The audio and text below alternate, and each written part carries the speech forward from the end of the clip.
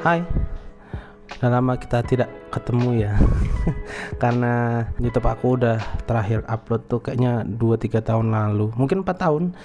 Itu ngebahas soal review-review teknologi, tapi sekarang kayaknya aku nggak akan bahas soal teknologi apapun, gadget apapun. Ya, aku mau nyoba buat menjadi diri aku sendiri tanpa harus bergantung sama barang-barang yang aku review. Mungkin di format baru ini aku akan lebih ngebahas soal persepsi aku soal hidup yang, atau lebih tepatnya pengalamanku soal kehidupan. Gimana aku melihatnya, gimana aku cara mengatasi masalah dan lain sebagainya. Dan dari pengalamanku selama 3-4 tahun ini tuh ya banyak yang berubah kan. Jadi dari mulai aku yang tadinya kuliah sekarang udah kerja, dan dari yang tadinya aku harus bergantung sama orang tua di semua aspek, sekarang aku bisa membiayai hidupku sendiri di sebagian besar aspek yang menjadi kebutuhanku.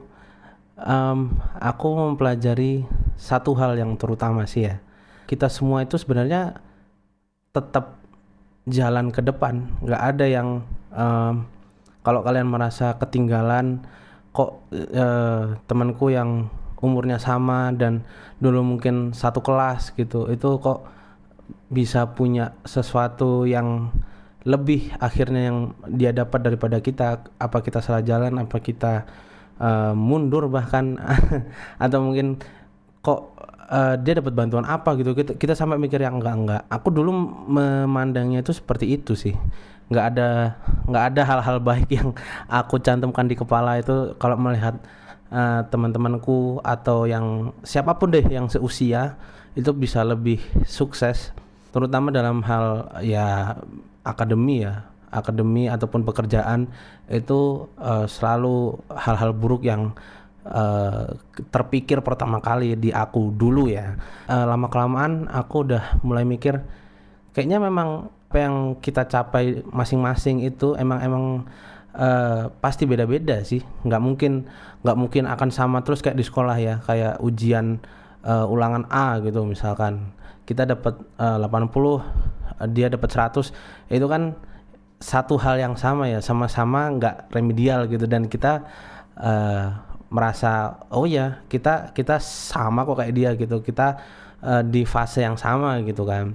Kalau udah lulus kuliah itu bakal beda lagi perasaannya, karena pencapaian yang kita, terutama aku dapat dan teman-temanku dapat itu ada di fase yang berbeda-beda, dan yang mempengaruhi itu adalah start kita di mana.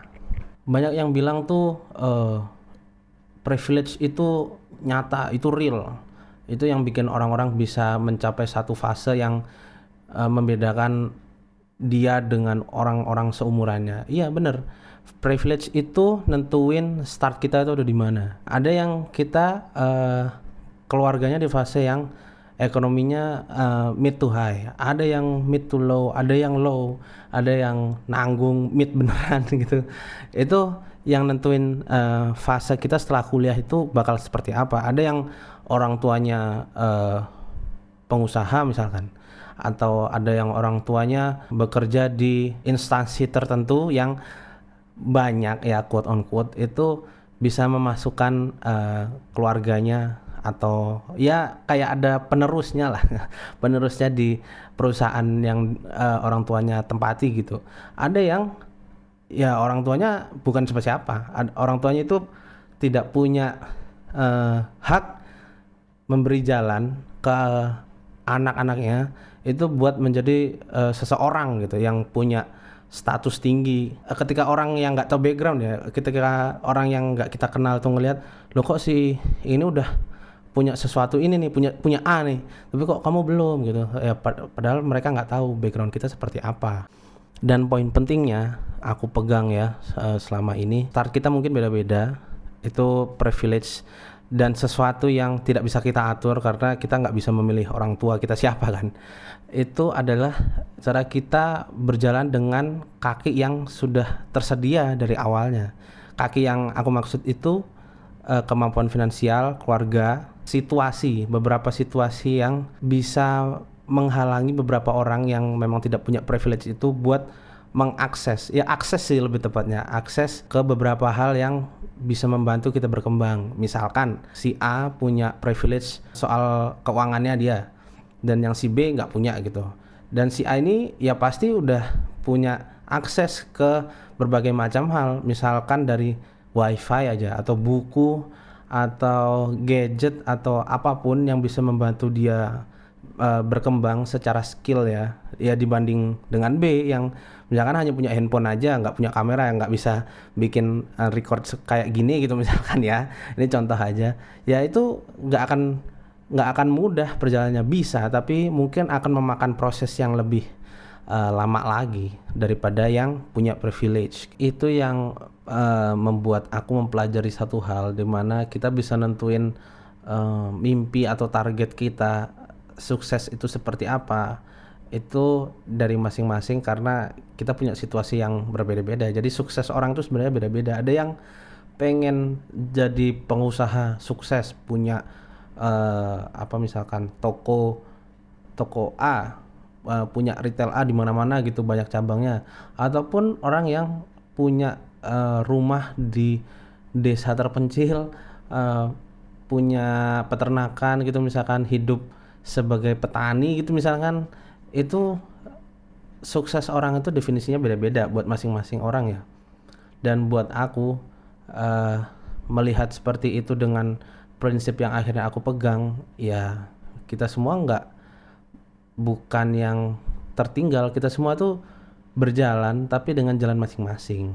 Prinsip satu lagi yang aku pegang itu, kita terlahir miskin itu bukan salah kita, tapi ketika kita meninggal miskin dalam arti nggak cuma uang ya, kita dalam arti ilmu, dalam arti pengetahuan, dalam arti wawasan, kekayaan intelektual lainnya ya.